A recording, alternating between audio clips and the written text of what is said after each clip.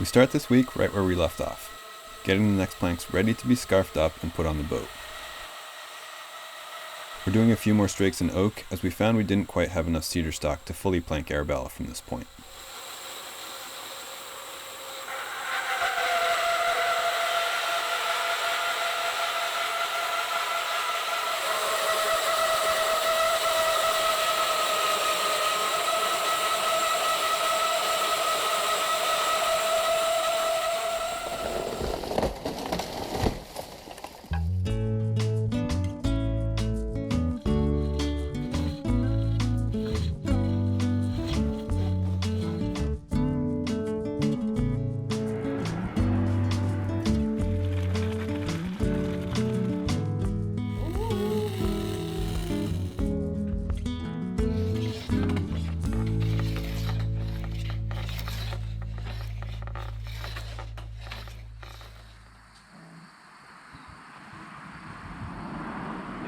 So you guys want to grab the little skill saw and then the extension cord over here and start cutting those and cutting the scarves. While those guys are working on scarfing up the next plank, I'm going to work on working the rabbit a little bit farther so we can hang that plank tomorrow.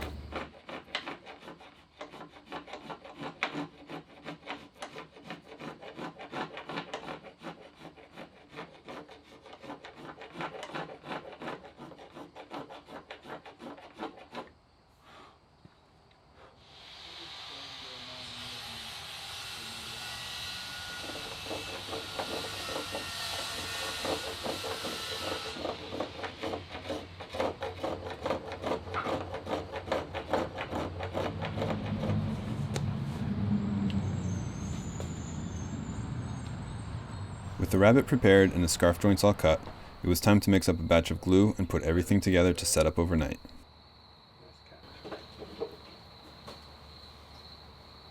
With how we have it positioned right now, can we flip this over and actually glue it up, or is it going to be impeded by this timber? That's a very fair point. Alright, well we just gotta, we can set the whole thing up again. We just gotta cock it a little bit. Well, we set up once, so we know what to do. Yeah, practice run. Practice.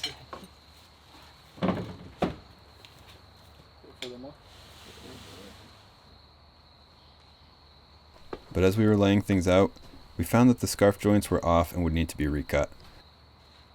So we called it a night and would work that out first thing in the morning.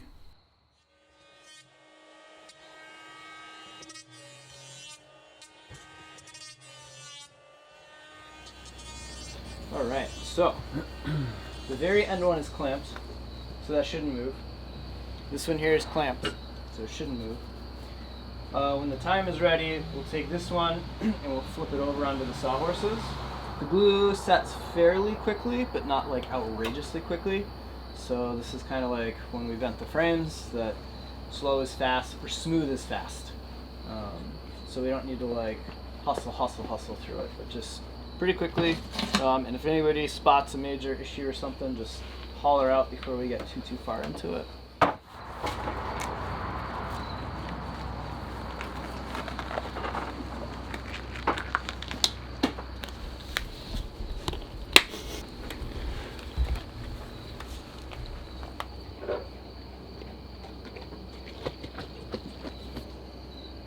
Guys, Howell hiding behind the camera.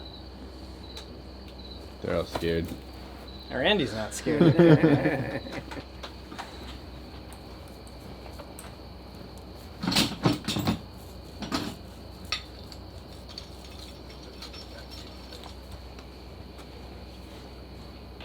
Alright, ready? Salsa.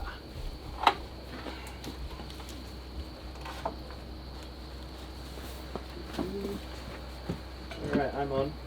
I'm on. I'm on. Okay, Randy, Alex, clamp.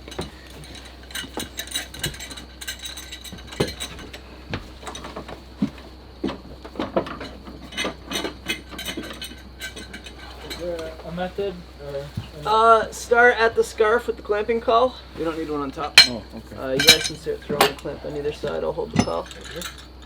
The feather edge should be sticking out ever so slightly past the caul, like 1/8 of an inch or so that you can make sure that you're getting good glue squeeze out. We got Beautiful. Yep. Okay, no, not that one yet. Let's get ones in the middle.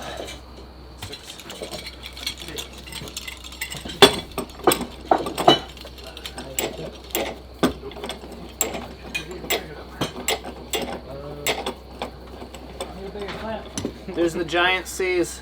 Grab one of those. I'm thinking that old-fashioned clamp with a wooden And handle. then, It's slightly off. before you cinch it, like Alex get his and get his snugged down a little bit. You guys got it. That looks pretty good. I'm gonna go check these guys back I here. wasn't gonna say it, but I just got pressure on that, so we need, I don't know at what rate you use clamp. There's no such thing as clamping Resorcinol. Oh yeah, we can still use that on the back because we're still gonna have that. Okay, we'll take the big seat off.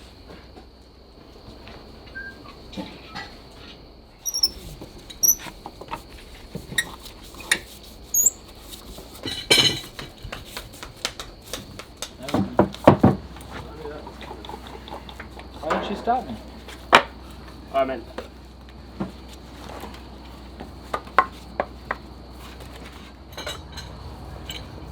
yeah, I think that's good.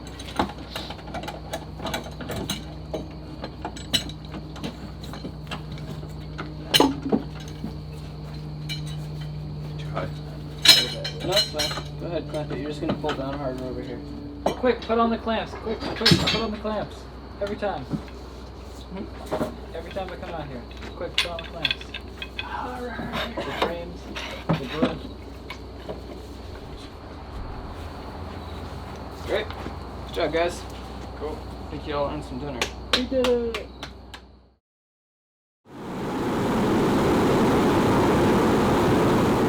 Sorry about the noise. We have the crew outside working on redoing the entire road. They're setting everything on fire and making lots of noise. So it's a little bit noisy right now. Don't worry about it. It's just them. It's not us. Boathouse is not on fire. All right, so we got the plank all scarfed up last night. So Ross and I are going to work today on figuring out measurements for it and getting it hung. Hopefully we can get through the whole process today, but seeing as how they were going before, we might not get to that, but we're going to get as far as we can. In the meantime, Jordan and Steve have run off to Home Depot. They're going to get a bunch of supplies, and we're going to make a sturdier scarfing jig for all the planks, since we're going to have to do more oak. The one that we had built earlier is not starting to fall apart, but it's a little bit off, so we want to build something that's a little bit sturdier. And we're going to do a lot more 12-to-1 scarves after this, so we want something that's going to last. So like I said, Ross and I are going to get to work and see if we can hang a plank while he's here, since he takes off tomorrow.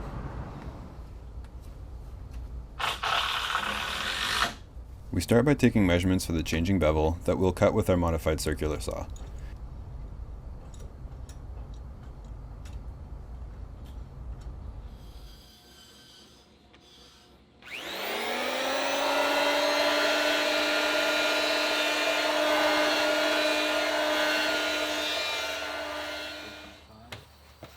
Once the measurements are transferred to the plank and the aluminum guide is in place, we make the cut.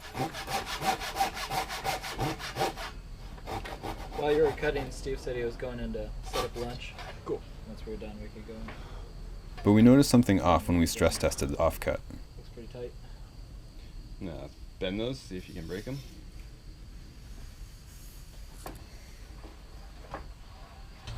Oh, Russ, what happened? Well, we took a lot of time and we got the scarf joints just right, and we ended up gluing it up last night, probably around 5:30 to 6:30. And we got everything clamped in and we thought it was all good, but this morning we cut off a piece using their specialty jigsaw, or specialty circular saw, and we later found that the glue failed.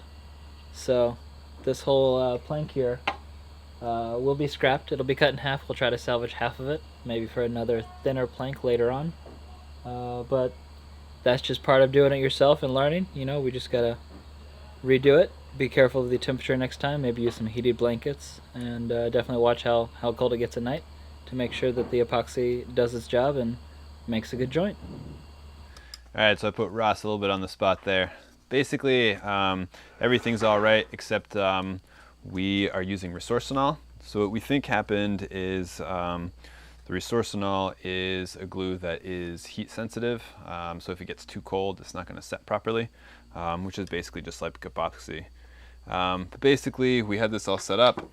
We thought the glue lines were fine. They looked okay. And we moved it around a bit. We moved the plank, and we didn't see anything start to separate. But after I cut the bevel on this side, we had that extra little piece that came off. And Ross actually went and broke it up a little bit, and it didn't break on the glue lines. And then right before getting back to work, we just went on lunch. I kind of saw one sitting around, and so I kind of kicked it around and bent it a little bit, and I got it to split on the glue line. So we went and we checked the other ones a little bit closer, and indeed, that seems like a pretty significant glue failure right there. So we might do another test tonight just to make sure that it's not the batch of Resorcinol, and bring that in the house and make sure that we keep it warm. Otherwise, it could just be the heat. So we think we might just have to scarf the planks in the morning and let them sit throughout the day when it's warm, instead of letting them sit overnight like we've been doing. So puts us back, a couple more days, which isn't ideal, but we got to do what we got to do. So we're going to try to salvage this plank, at least most of it. These ends seem a little too short now if we're going to cut them back on the scarf line. But Steve's going to grab the chainsaw. We're going to try to cut along the scarf line because we can't really run it through the bandsaw. It's a little too big. See what we can do from there. But at least all of our measurements will still be okay. So the work that Ross and I just did can be used on the next plank that we use. And we'll be able to cut that, or get to cutting that a lot faster at that point. So see where this goes. See Steve coming back with the chainsaw, and we'll cut this up. So whenever we do a glue joint, as you've noticed, they're all oversized, and then we cut them, which gives us these great little test strips that we can torture and see how that glue joint fared. And if we have some issue with that offcut piece, it makes the whole glue line suspect. And that's what happened with this, is the glue line just fractured on those offcut pieces. So we fired up the chainsaw and cut through the glue lines to re-scarf them. And we had opened a new jug of glue for that batch. So it could be the batch of glue was bad, or it could be that it was too low of a temperature. So what we did is we had a little bit of the old glue left over, and we made up an old glue for inside and a new glue for inside. And we brought these in the house last night so that they stayed warm. And it didn't get quite as cold last night as it did the other night, but it still got pretty chilly. So we left a new glue outside and an old glue outside. So now we're going to unclamp these and break them and see if there's a difference and try to discern whether it was the glue that was bad or if it was just how cold it got. And that way we know how to remedy this going forward, because it was kind of a big bummer. Yeah, we're good to go.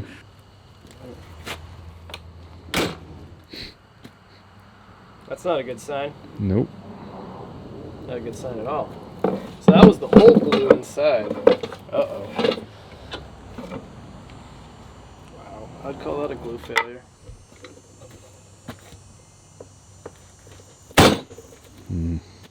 Still new stuff too. New stuff too. It's not good. So that's the old glue. That's the new glue, the jug we just opened. I know we don't save on the shipping, but maybe we should just buy it a gallon at a time. And just keep doing it more often. Yeah, because we got like a whole, there's a brand new gallon there, there's a whole nother gallon in the house. It's like a couple $100 worth of glue. That's not good. But there's no way in hell the second broads. Those would not have lasted, especially carrying them around the boat too. If you come here and look right here, this glue line is in the middle of the twist here. Yeah. Like, not only in and around, but yeah. With how little pressure I'm putting on those, that would have exploded. This would have been way more pressure than that. Yeah. Relative. Even for the extra width and length.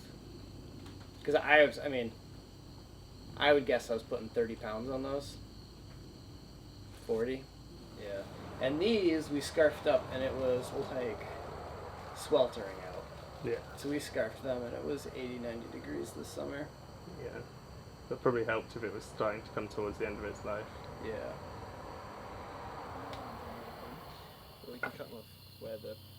We tried to make the best of the rest of the day, and Jordan and Ross worked to finish up a new and sturdier scarfing jig, so that hopefully we don't run into problems like this with future planks.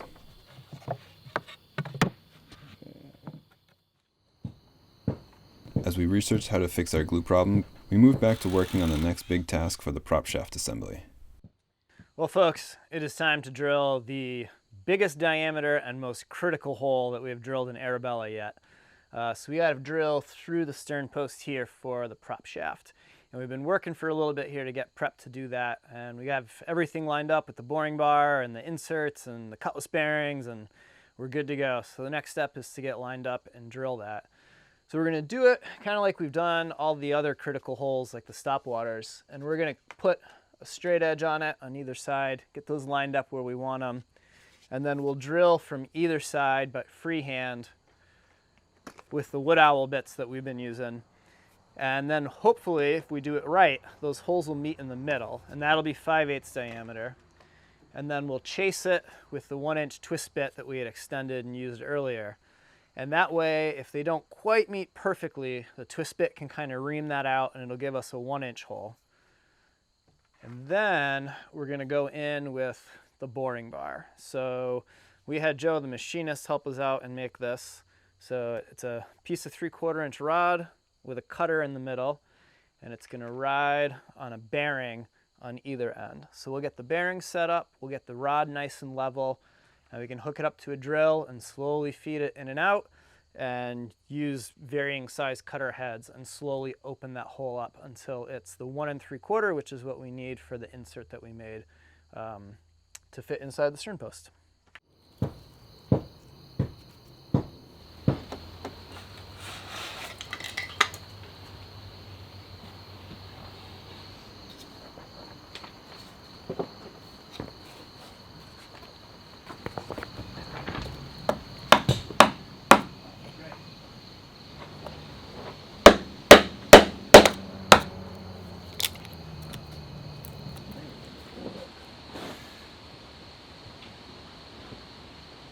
I helped keep an eye on the guides as Steve drilled the hole, making sure that the bit was going in perfectly level.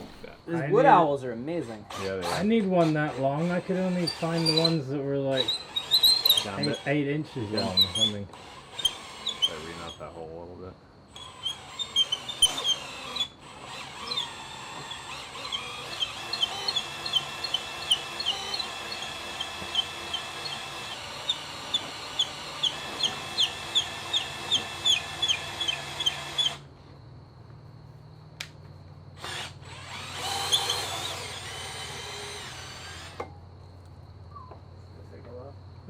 Oh, it shouldn't take too long.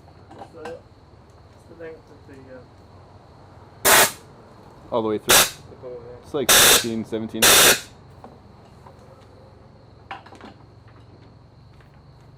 Slow and steady wins the race.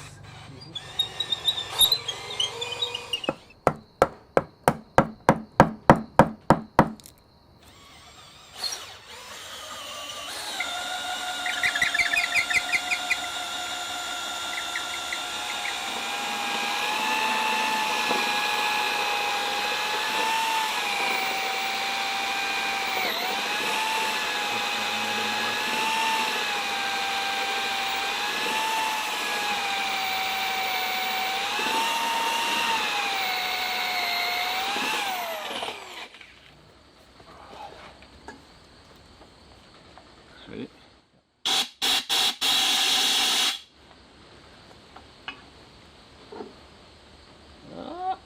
Blow from your side.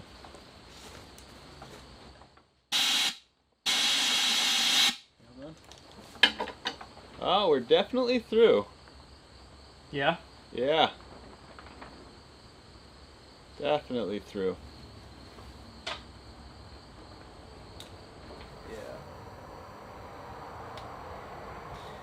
Well, I'll go inside and go do some research and see if I can figure out when that batch was made and see if I can order up a new batch that's maybe newer. Probably a good idea. More dragonfly.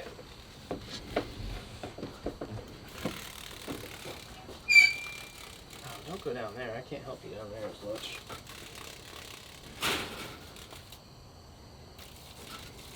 Yeah, you.